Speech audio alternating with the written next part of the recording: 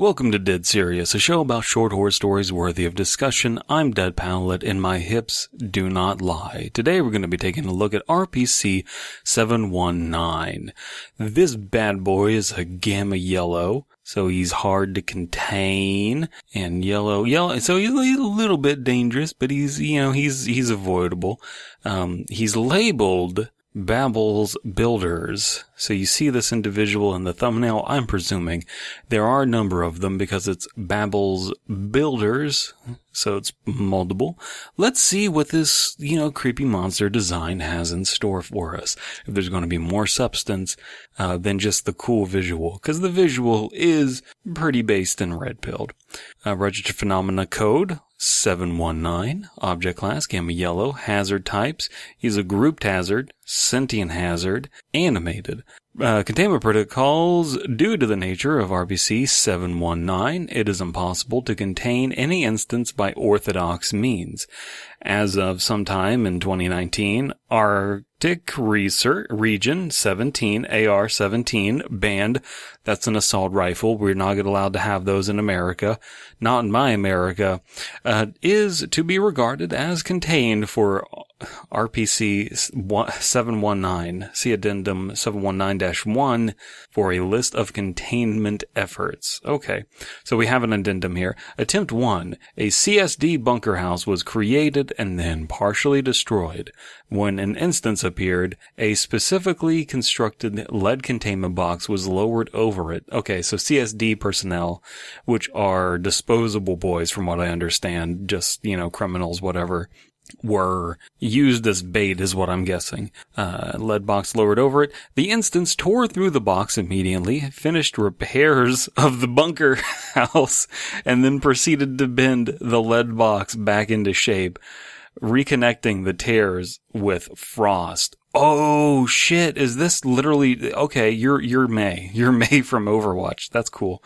Attempt 4, a titanium containment box was created. A dummy CSD bunker house was damaged once again. When an RPC-719 instance appeared, the box was lowered, and the instance was captured. After 10 minutes of no apparent change, the containment was deemed a success. The box was recovered and brought to Research Point 26, 50 kilometers away from the capture point. When opened, it was revealed empty. Is that the proper way to say that? Anyway, it was revealed empty. Oh, dun dun dun. After investigation, it was discovered that a number of screws in the box were replaced by ones made of ice. That's so cool. It is believed that the instance shattered the original and then simply crawled through the resulting holes. So when you look at the monster, he kind of does look like, not Cinder. What's the name of the other one? Glacier from Killer Instinct. He kind of looks like the guy from Killer Instinct, the glass monster from Killer Instinct.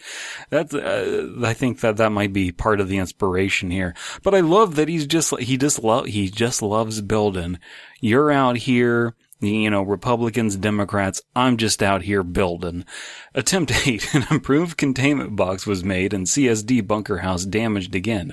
This time, a large group of RPC-719 instances showed up, and instead of repairing the bunker house, they simply tore it down and left. Sometimes if something just isn't sustainable, it's better to, tear it down and build something that is going to work in modern times. Perhaps that containment box just wasn't going to be sustainable for the future. The wiring was all wrong. It just wasn't meant to go on modern systems. They had to do a bunch of mumbo jumbo to get the plumbing even working in that CSD containment bunker house box. So just, you got to get your general contractor, your RPC 719 general contractor to come take an assessment. Sometimes you're just going to have to eat the production cost. That's just the practical realities. Description: RPC-719 is a collective term for a group of sentient snow construction inhabiting AR-17. Each instance is indistinguishable from another, it being a bipedal humanoid with elongated arms and legs lacking any digits, a long neck-like slump with a face visually similar to a human skull at the end of it, with each instance height ranging from 6.5 to 8 meters. I don't know what meters are. I'm an imperialist. RPC-719 acts as a builder and renovator of structures inside of AR-17 area. Every time a construction is damaged inside of the region, a group of RPC-719, the size of a group being relative to the damage, will appear nearby. That is so cool. Can we get some of these for, I don't know, all of these floods we're having, all of these hurricanes? Can they just show up and like rebuild stuff during hurricanes? I guess it depends on the temperature, not proper climate for this. You would need some steely boys to do that. Instance will ignore any other being nearby, instead concentrating on repairs. Once they are finished, they will dissipate into the surrounding snow. No method of communication can be seen between instances. It is presumed that they communicate either non-verbally or share a hive mind-like sentience. Hive mind-like sentience, kind of just a recurring thing in the RPC universe. I understand why. It's a good writing crutch, but I do just worry about it being overused. Researchers also believe RPC-719 is able to read thoughts of humans at a subconscious level due to another behavior. At times, instances will leave the interior of AR-17 and approach research points, guard towers, or any other similar outpost and begin construction of various facilities. A list can be found in Addendum 719-2 with different purposes, mostly recreational. Are they just out there like building, ice swans and, here's my sculpture of an ice bear? This is just charming. It's supposed to be like this intimidating design, right? You look at it and it's like, oh, that's scary. That's cool. I wouldn't want to run into that. And then it's just a general contractor. The facilities will primarily be made of ice and snow, but a small number of anomalous objects were used in the creation of some. If a facility is not used in the way it was intended for, it will be torn down by RPC-719, and any anomalous object will be recovered. Attempts at containing the objects by separating them from its facility resulted in only a faster mobilization of RPC-719. Any place where an anomalous object was held was torn down by an instance, but it also later repaired itself after recovery. No anomalous effects have been observed in the subjects using these facilities, but due to authority rules, staff are forbidden from using them. The only exception to this rule is for facilities using anomalous objects in its construction so that the objects may be contained. The facility are to be used by a group of CSD once weekly as to not be torn down by RPC-719, although researchers may volunteer instead. Okay, so now I'm understanding why we need CSD in there, because if it's not being actively used, they will tear it down, and I guess we want them to be occupied, because that's just a way to probably prevent them from becoming dangerous, or maybe they're not dangerous, but we just want to err on the safe side. That's kind of, I'm guessing. But what we keep hearing about these things being built out of ice and snow, but sometimes anomalous objects, and it's kind of unclear to me, it might not be to someone else, but it's unclear to me whether the anomalous objects refer to Babel's builders themselves, the boys showing up to actually build stuff, if they're just chilling inside these places, because I got to imagine if they're building these things for their intended purposes, they have those construction buildings, like the areas. If you're on a construction site, there's going to be a little office, right? That's kind of made out of a trailer. I'm guessing they're constructing those out of ice and they're chilling in those things, and they're just having their coffee breaks in there. Although they seem very efficient to begin with, they just chill in there. That's where they browse on their phones and, look at, RPC-719 ice porn, in the company of their fellow brothers. I don't know. Addendum 719-2. So here's where we're going to get information on what they're actually building. Additional bunkhouse. A number of researchers have been heard discussing the discomfort of having to live in a small bunkhouses.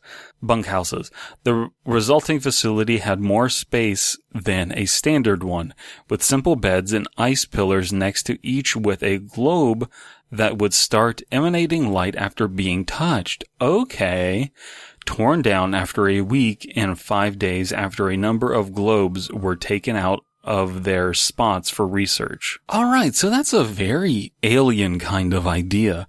That feels something that feels like something out of a sci-fi story that's not necessarily action oriented, but where you're coming in contact with aliens and you're learning information. It feels very like Arrival or a movie like that, where it's more of a thriller kind of thing.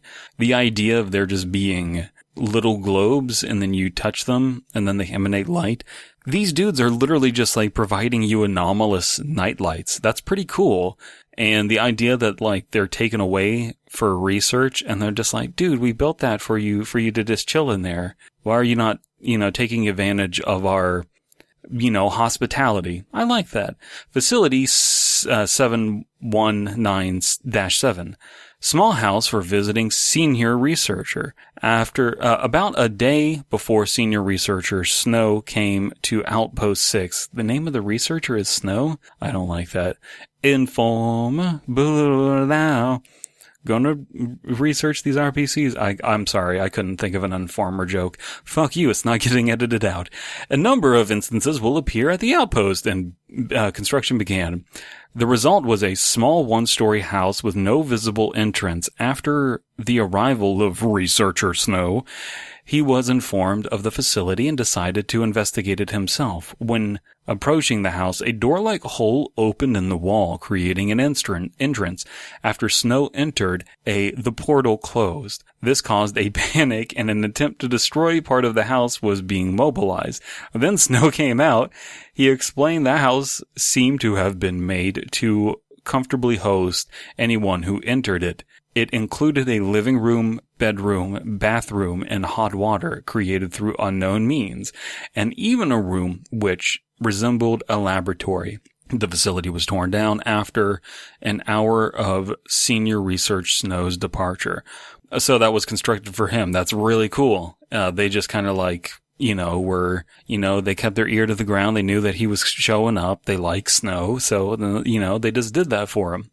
It's, This is a concept that has a lot of ramifications to it. The idea of something like, there are skeletons that replace your bones. That's an idea where everything can be kept relatively simple. But this is a much more involved idea. So how would you get hot water inside there? I don't think we need to go into a bunch of fucking nonsensical details. There's just hot water. I don't know. Our construction guys are just really good.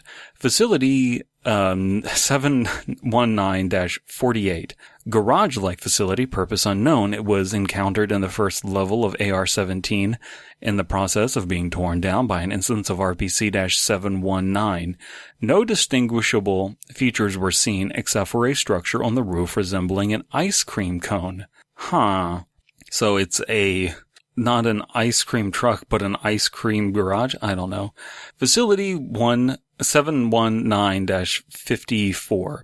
Mess hall with interior Aurora Borealis lights created in Research Point 12, one of the larger points created by the Authority. It features a much larger space than the regular mess hall and transparent roof, which constantly shows the night sky filled with Aurora Borealis, regardless of the actual sky, kept due to it raising staff morale. Okay, so this is where I think a lot of people might assume I'm not into that kind of thing because it's such extemporaneous thing from the rest of the concept. But them just having this technology to do this kind of shit is really cool. And it all does seem to branch out of what you would expect from a snowy landscape, like an Aurora Borealis just being in constant show is a really neat idea. I think that this is a fun story. I don't think that it breaks the rules of the RPC Authority world. It feels very well within the realm of that. But if this was like a more serious, heavy-handed, dangerous story, I would not be okay with that. But because it is just this fun thing, I think that that's cool. We're not using this as like edgelord material. It's just a fun adventure for these general contract snow boys. Facility 719-93. There we go. Collection of underground hot pots. A group of RPC-719 instances started digging a hole inside Research Point 34, and after 2 hours, steam started to pour out of it. When investigated, it was revealed that a collection of hot pots were created using a number of cylindrical cases made out of an unknown material, which they were able to fill themselves with hot water and empty themselves through unknown means. Approved for continuous use after point 34, researchers refused to abandon more anomalous items. So hot pots, so were they in use? I'm not sure, but yeah, okay, so they just have a set of hot pots? I mean, that is useful. Yeah, fuck you, that's useful. Facility 719-78, military reinforcements. After an attack by a splinter group of GOI, so a group of interest, we don't know who they would be, but someone who is at odds with the RPC authority, a group of RPC-719 appeared and started repairing the damage done in the attack. Based 719, man. The instances installed an additional number of defenses consisting of spiked pitfalls, walls reinforced with frost, and 3 more watchtowers in strategic important positions. What should be noted is that after most of the instances left, after the repairs and the reinforcements were finished, a single instance stayed inside the military point. Snowcone, designated codename given by the authority agents, still hasn't left the facility to this day, instead spending its time keeping the traps in construction in good shape. Any change in behavior are immediately to be reported. This is what we do to our own, folks. It's all the bad behavior is immediately to be reported. This guy's setting up these frost traps, these spike balls. I like though that it's not an active war. It's just an act of defense, right? We're putting up the spike pits and the traps and everything, but we're not going out there throwing like icicles at this group of interest. We're just defending the homeland, and that's really cool. A discovery in an expedition led by MST Papa 1 Berserkers of a lower level of AR-17, the MST was assaulted by an unknown group of hostiles, and the result, in the retreat to the first level, MST leader Radhound used an explosive to collapse a tunnel as to eliminate the threat. The explosion caused significant damage to the structural integrity of the area in which the surviving members of Papa 1 were in, which would led to a cave-in and a total loss of operatives, if not for the appearance of RPC-719 group. Around 20 instances appeared around Papa 1, ignoring their gunfire directed at them. That's not phrased well. Appeared around Papa 1, ignoring their gunfire directed at them, and proceeded to hold the walls and the roofs of the cavern. Oh, I got it. So Papa 1 was firing at the Babel's builders, and they just didn't care. They were like, whatever, dude, we're just trying to save you. That's okay, I got it. If I'm reading that correctly. Whilst most of them were repairing the cavern, 2 instances surrounded them around the MST and created a bunker-like shelter as to protect the operatives from the falling debris. After repairs, RPC-719 tore down the bunker and retreated. After this event, they started to be seen more often around the lower levels of AR-17. And we have a little footnote here. Fuck it, I quit. At this point, RPC-719 is more of a financial threat to the authority than it is an actual one. They probably thought we wanted the bunker house gone after so many tries and did us a favor. I fucking hate this place. Senior Researcher Snow. Fuck Senior Researcher Snow. He's a bitch. These people are hospitable. Babel's Builders, cool gang. All my homies love Babel's Builders. Let me know what you think down in the comments below. I really enjoyed this one. Had a great time with it. Below zero, shattered ice. They got that black ice skin. They are on fleek. I like these boys. go listen to the Fear Fiction podcast. Myself at Bisme Slime Beast, reading, critique, and short scary stories. Fun little sketches thrown in there for good measure. Bye.